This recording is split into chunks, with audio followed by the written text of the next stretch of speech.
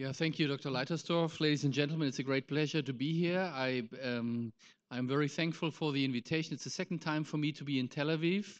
I was here a couple of years ago to your conference when I was the chair of the Euro Heart Survey, and it's a great pleasure to be back to your country, although I'm here for only a few hours as I have to leave today again.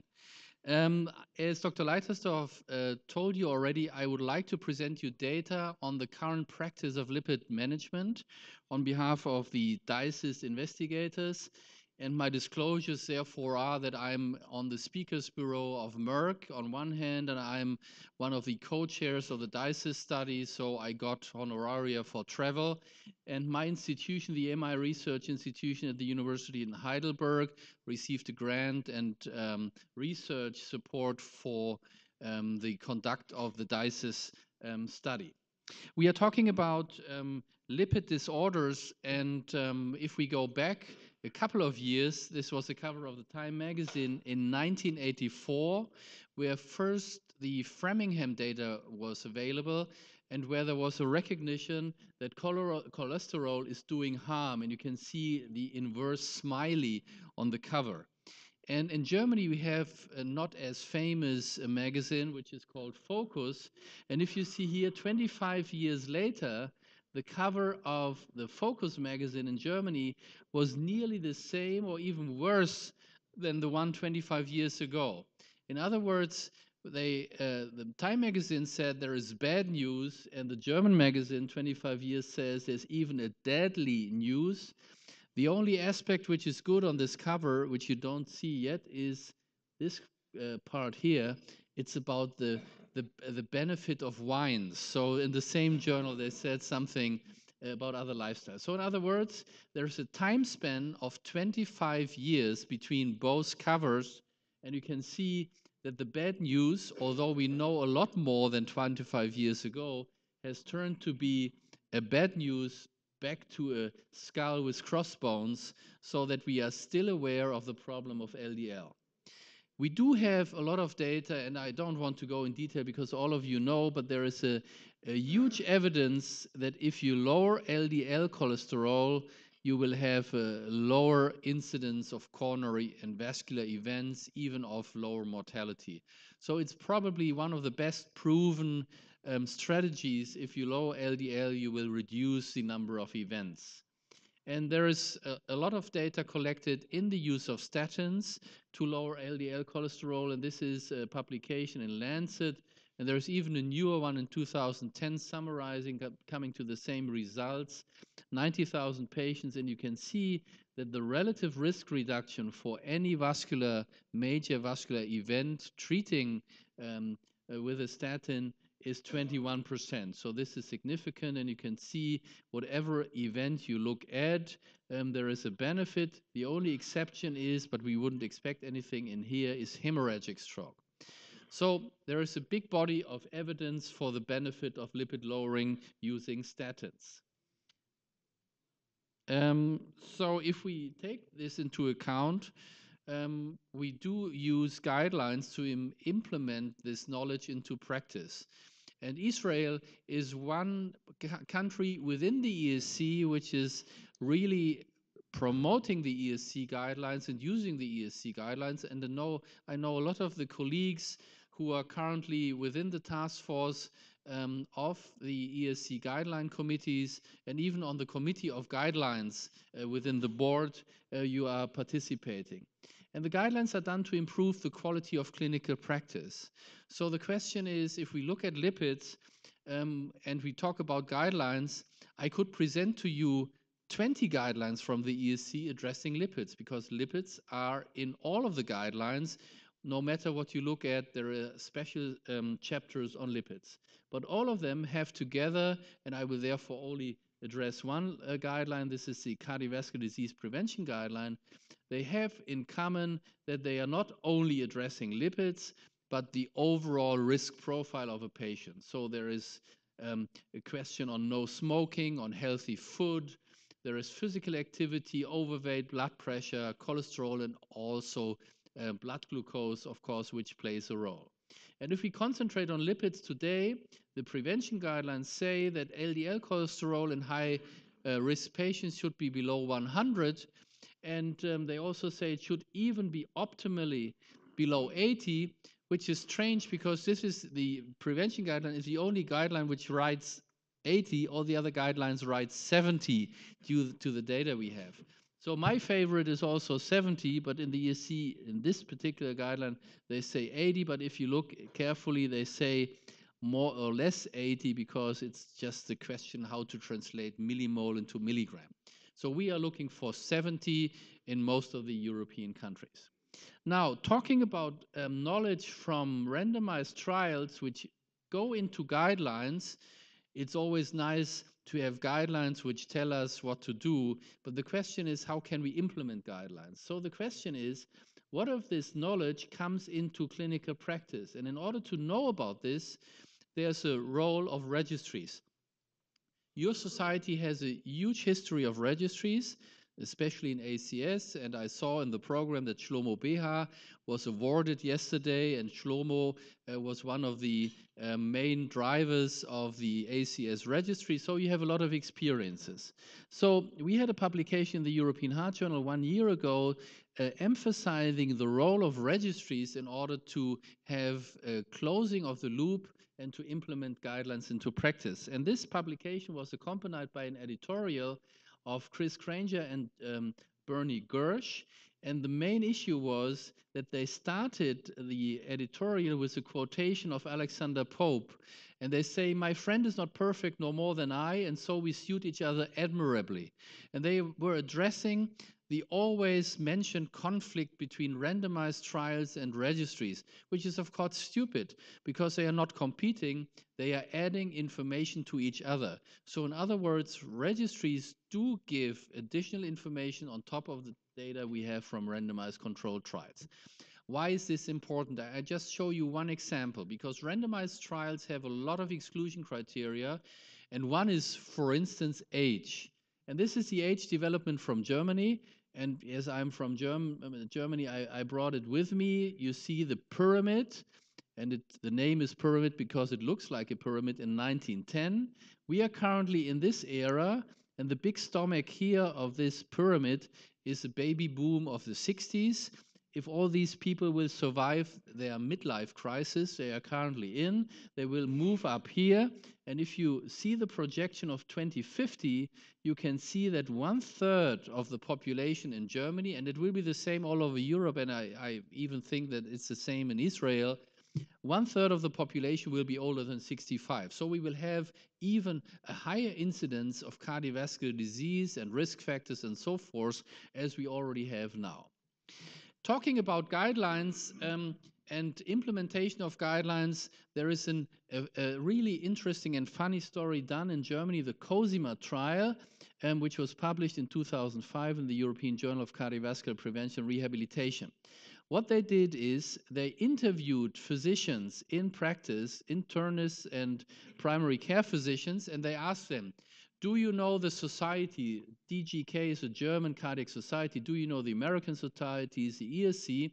And they asked them, do you know the society? Do you know the guidelines? Do you read the guidelines? And do you apply the guidelines? And they had to answer. And the most important is down in the bottom. They invented a fictitious society which didn't exist. And you can see the German doctors, 8% did say they know the society which didn't exist. They said they regularly read the guidelines, which were never written. And now you have to be careful. They treat their patients according to the guidelines. So be careful if you come to Germany. So, and all of you who have been involved in guidelines and the big numbers and big pages you have to read through, there are two different ways to manage it.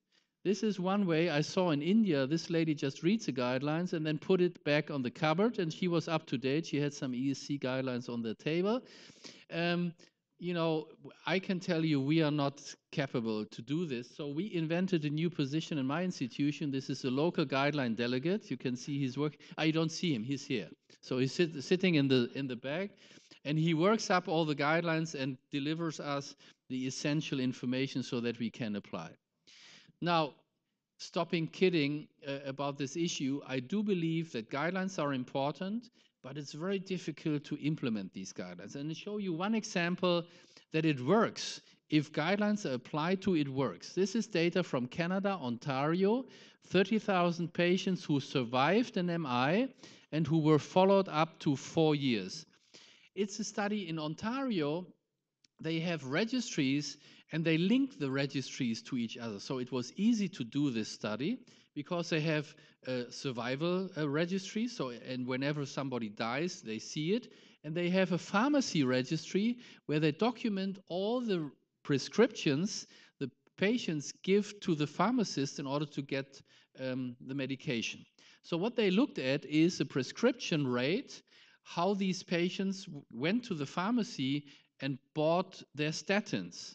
So this study is assuming that the patients did take the statins for their own and not for their dog or for their grandmother or whatever. And if they look at adherence or compliance, and this was the thick line was high compliance, meaning that more than 80% of the days a statin was used, you can see that there was a clear benefit on mortality in 4-year follow-up between the different compliance groups. So the more compliant, the more consequent the statin was given, the lower the mortality. So it seems to work if you apply guidelines into clinical practice. We did a study in Germany, which was published just 1.5 years ago, where we looked at cardiologists in hospital and in outpatient setting. We included 10,000 patients who were at high risk by having cardiovascular disease or peripheral artery disease and or diabetes. And they all were on a statin already. And we looked at the target achievement, and what you can see is this amount of patients were on target. So patients with coronary artery disease having a statin, less than half of these patients were on target. And you can see that there is a huge space for improvement, although we thought in Germany we were treating patients well and according to guidelines. Oops, sorry. Now, I would like to show you some data, current data on the DYSIS study. DYSIS stands for Dyslipidemia International Study, and the overall paper was published just 4 weeks ago and is online, available online on the European Journal of Prevention Rehabilitation. DYSIS is a cross-sectional study which we did in many countries in Europe and in Canada on patients who were at least 45 years of age and who were on a statin for secondary prevention. And we did it in many European countries and in Canada, and you can see a lot of centers and huge number of patients, so that we think that this data is really representative of these countries. This was the first part of the study. Later on, with some time intercept, other countries joined, like Greece, Italy, and all Turkey also, as well as Israel. And I will show you the Israeli data later on, which was not part of the main publication. If we look at the overall population, it is 22,000 patients. The mean age is about 66 years, and there's a high prevalence of other concomitant diseases like hypertension. And if you look at these parameters, you can see that this is a real high-risk population, reflecting what we are currently facing. A lot of obesity. Mean BMI was about 29. 1/3 of the population had a BMI above 30. And if we apply the IDF criteria, 2/3 had a metabolic syndrome, so a high-risk population. As I said, all of these patients were on a statin. These are the statins which were used, mainly Simvastatin in the overall group, and I can tell you that there were differences between countries. In Germany, we have budget restrictions, and Simvastatin is the cheapest one, so 90% of the German population was on Simvastatin, for instance. If you look at the other lipid-lowering treatment, this is only in 13.5%, and the majority of patients did get ezetimibe as another lipid-lowering drug, and all the other compounds were neglectably in use. This is a little bit complicated slide because it shows the statin dose potency. As I showed to you, there were different statins used, and we used some formula to put it all in an equivalent dosage to Simvastatin.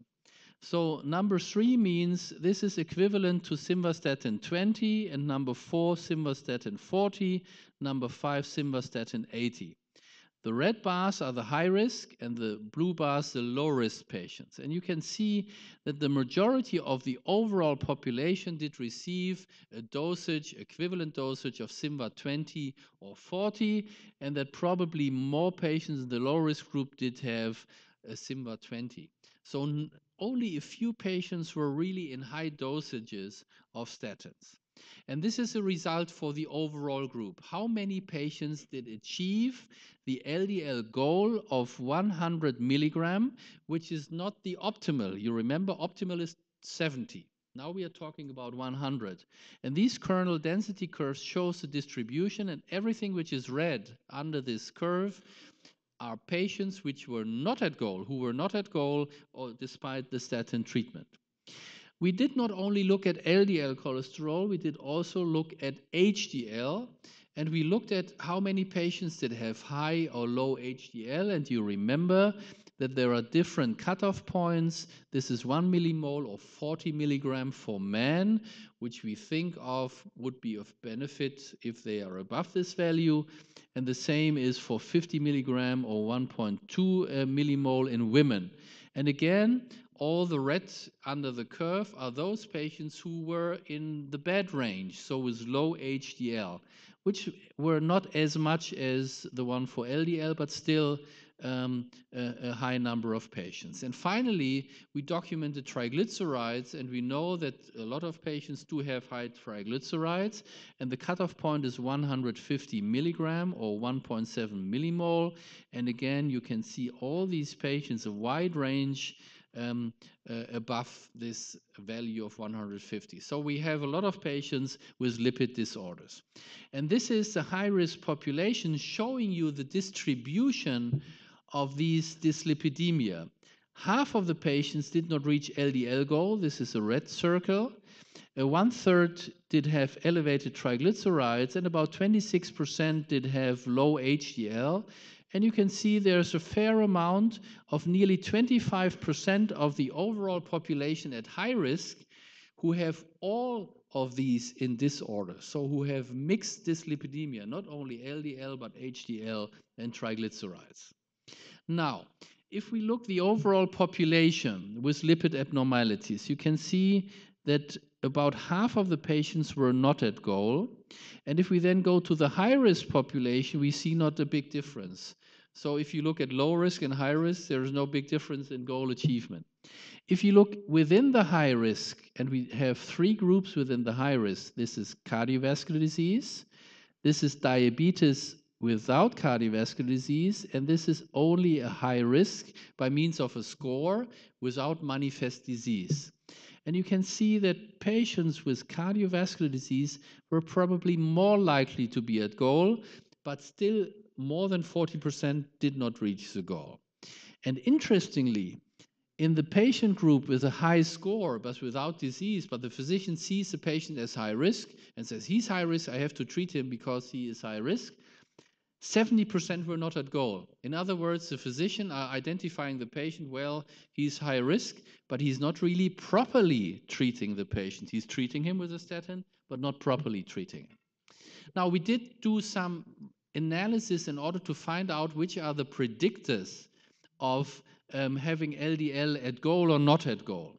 And you can see everything which is on the right-hand side is a predictor for LDL not at goal, on the left-hand side for LDL at goal. Interestingly, as in many other registries for whatever treatment in cardiology, female gender was a predictor not being at goal. Now we may start to discuss why especially females are undertreated, and this will be a long discussion and end up in political discussion, but this is a finding we have in many registries.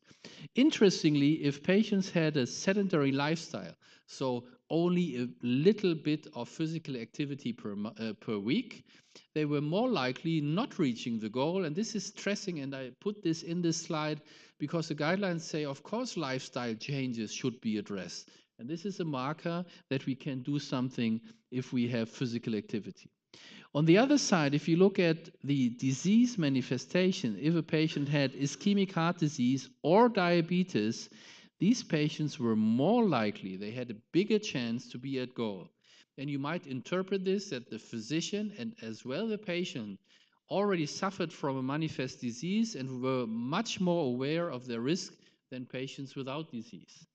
And finally, patients who did receive ezetimibe as a combination treatment had a 20% higher chance to be at goal, and patients treated by a specialist by means of endocrinologist, diabetologist, or cardiologist, they were more likely to be at goal because of their disease. Now, I would like to show you some differences between the countries, and as I said, Israel was joining later on, and you have included 800 patients, and you can see it's very similar to the other countries. Mean age 65, about 45% were women, so very similar to all the other countries. If we look at BMI and obesity, probably you are in the countries with a higher range of high BMI, so with a more obese population in the DYSIS study. But again, you're not alone in this. You can see Canada is pretty much above 40%, but then already followed by you in the UK. What about current smoking and hypertension? Hypertension 70%. Again, the mean value of all the countries is 74%. So very much similar to the other European countries and Canada. If you look at diseases, how many of these patients were high risk? About 1/3 had cardiovascular disease, ischemic heart disease, 1/3. More than half of the patients had diabetes. Probably this is an interesting finding that probably going along with obesity, there's a higher rate of diabetes and a higher rate of metabolic syndrome in the Israeli and DYSIS population. If you look at high-risk population in the group of Israel, more than 80% were high risk. This is very similar to the overall population where we had 80% of the patients as high-risk population. Now, looking at LDL cholesterol achievement between the countries, I've highlighted Israel, and there's always two parts of the coin. The positive one is that you are among those countries who had the highest rate of LDL at goal. But remember, this is 100, and you have 80% of high-risk population. And normally we would like to have them patients below 70. So even though if you would be below 70, you would be in the range of about far below 50%. But again, you are reaching, let's say for the goal 100, you are among the top within this group. Just to compare with Germany, we are far below Israel. And if we look at the high-risk population, this again is interesting. This is Israel. The red bars are those with manifest disease, cardiovascular disease or diabetes. And as in all the countries, the red bars are the highest. So when patients do have a manifest disease, they are more likely to reach the goal. But again, in Israel, it's the same picture. If you have identified a patient at high risk, but without disease, you treat him, but you achieve his goal of 100 only in 50%. So there's a high number of patients which are undertreated.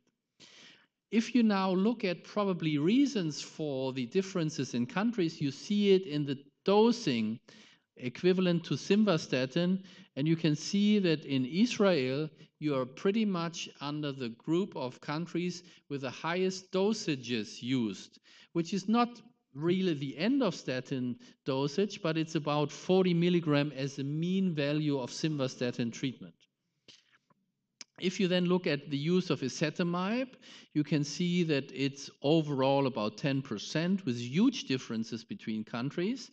The lowest are the Scandinavian countries, Denmark, Norway, Sweden, together with the UK and Israel, where they don't use as much ezetimibe as in the other countries. On the other hand, I showed you that the level of patients below 100 was higher in Israel. This is mainly due to good statin treatment by means of higher dosages, but there is still space for improvement. So if I would summarize DYSIS, I would say the majority of statin-treated patients were not at lipid goal for LDL. Half of them were not at LDL goal, and a lot of them had also disorders in the other lipids. There are large differences between countries, but in the overall setting, I think DYSIS nicely demonstrates the gap between guidelines and what is really achieved in practice. Addressing this gap, I would like to show you some data on combination treatment. You know, there is a study, the VIVA study, comparing ezetimibe together with simvastatin versus the more potent atorvastatin. It's a multicenter randomized trial with about 2,000 patients, and they were randomized either to a combination or to atorvastatin in different dosages. And the main finding is that if you have a combination treatment with a cholesterol receptor inhibition together with simvastatin, the reduction of LDL was significantly higher as compared to equivalent dose of atorvastatin. And this was true for all the different dosages. So the combination had a better LDL reduction. And if we take then a cutoff at 6 weeks after treatment, start of treatment, you can see that in the combination arm, more than 80% were at target below 100, as compared to less than half of the patients with only atorvastatin. So this is promising data that a combination might bring you to the targets better than a monotherapy. And there is another study, the VITAL study, the same comparison, but in very high-risk diabetics. And they were randomized after a placebo run-in phase to the different dosages. And again, the combination of Simva versus ezetimibe was achieving better LDL reduction than the monotherapy with atorvastatin, even in the higher dosages. And again, if you look at those patients at target after treatment, you can see that the combination treatment, if you look at diabetes in general, or even in the high-risk population, diabetics with coronary artery disease, you had even nearly double as many patients at goal as with the monotherapy. So this is promising.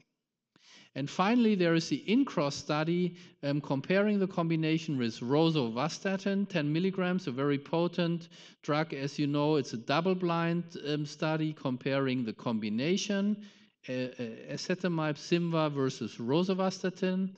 And again, if you look at LDL achievement, in this graph, it's a dark one, is the combination.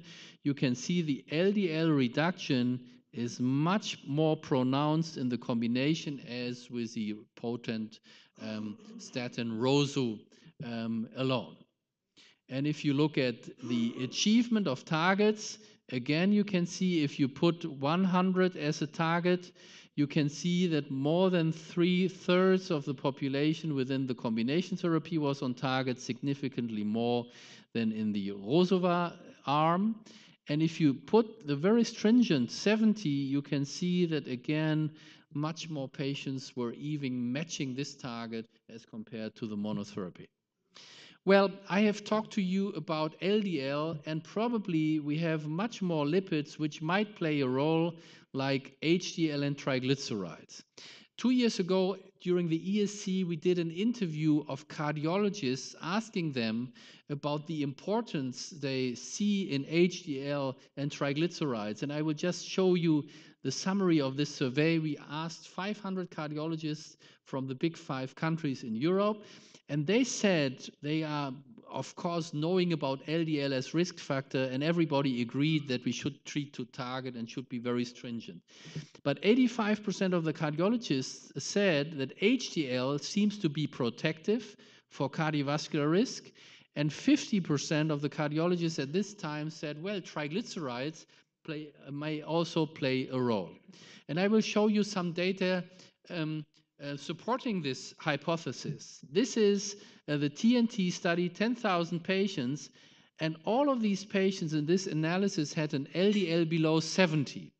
And what the authors did, they did build quintiles for HDL, and they looked at 5-year cardiovascular events. And you can see the lowest quintiles for HDL, you can mainly say HDL below 42. they had a significantly higher cardiovascular event rate than the higher HDL patients. So it seems to be that HDL, high HDL, may be protective, or the other way around. Low HDL may do harm to patients even if they are treated well for LDL. And the similar finding we saw in a sub-analysis of the PROVE-IT study, where we looked at triglycerides. So if you see, all these patients were well treated for LDL, so they all had LDL below 100, and you can see the huge difference in outcome in the event rate dependent on triglycerides if it was below or above 150. And sorry, I went back one. And if we now look at another sub-analysis, so these are all retrospective sub-analysis of the big randomized trials. This is a 4S study. They compared if a patient only had an LDL cholesterol elevated, and they looked at the major events in the follow-up, which was quite high, 20%. And they compared it to those patients who, in addition, had a low HDL and in addition had high triglycerides. So they had a triple dyslipidemia. And you can see that the event rate was nearly doubled for those patients who in addition had these disturbances in HDL and triglyceride. So there is some evidence that all these dyslipidemia does play a role in outcome. Now, this is data, retrospective data from randomized controlled trials. And I would like to show you some very new data which we are currently have submitted to be published in a European journal. This is German registries where we looked at a population of MI patients, 10,000 patients, where we have 1 year follow-up and a lipid profile. And we divided these patients into low HDL and high HDL, and we defined it for men below 40 and for females below 50. And you can see that it's nearly half and half of the population. So half of them had low and half of them had high HDL. And this is a finding. If you look at low HDL versus high HDL, hospital mortality was lower in high HDL. This was significant. And if we then put it into quartiles, you can see that the lowest quartile, which was here, quartile below 36 or 40, had the highest mortality. And if the HDL was higher, no matter how high it finally was, the patients had a better hospital outcome. And the same finding, but even more pronounced, we did find for 1 year mortality. Low HDL had a 3% absolute higher mortality than high HDL. And again, if you look at quartiles, the lowest quartile had the highest mortality, and there was no big differences in mortality between the different quartiles of higher HDL. So we did a multivariate analysis, also taking into account all the other risk factors as well as LDL cholesterol. And you can see that a high HDL cholesterol on admission was associated with a lower hospital mortality, 19% risk reduction. And if you look at the survivors of hospital stay after 1 year, so the 1 year mortality, you even have a 25% risk reduction for mortality if the patient has a high HDL. This is observational data, but this is prospectively collected in a non-randomized population in Germany, which nicely confirms what we see from randomized controlled trial. Now, finally, I would like to discuss with you what kind of strategies we might have to raise HDL. And you know, there is a lot of things discussed in the past. Of course, exercise, weight loss, dietary factors all influence HDL. But there is one issue which influences it as a drug. It's niacin. And it was already used many years ago in the last century, I might even say, and it's very effective in raising HDL. And beside raising HDL, it has benefits because it significantly reduces the levels of LDL and triglycerides. The only pity we had in the experience using niacin is the side effect, and the side effect is flush. And this is a patient taking niacin, and he was photographed with having a flush. You know, he's laughing, probably he likes it, you know, to have a flush. But I can tell you that most of the patients hate having a flush, and therefore they didn't really take the drug in the past. Now we know that the flush symptoms are induced through prostaglandin D2 and E2 receptors in the skin, and niacin stimulates the synthesis of these D2 in the skin, which ends up in vasodilation of the skin and makes the flush, which is very inconvenient. You have to think, you sit here during a lunch and then you have a flush and nobody knows what's ongoing, and it's uncomfortable. And there is a drug which was discovered, laropribrant. It's a DP1 receptor antagonist, which inhibits the niacin-induced vasodilation, and which is now available as a co-drug, co-compound together with niacin. And there are studies in green, you can see the ER extended release niacin together with laropribrant. And this is a flush rate. In the bottom is placebo, and this is niacin without laropribrant. And you can see that the number of days per week the patients were suffering from flush was much lower in this combination treatment, that it really ended up nearly in the rate of placebo.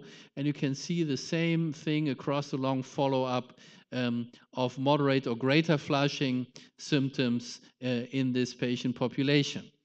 And if you then look at up-titrating, if you use niacin, and you would be happy to titrate it up to 2 grams, if you would do so, you always have a repetition of flush.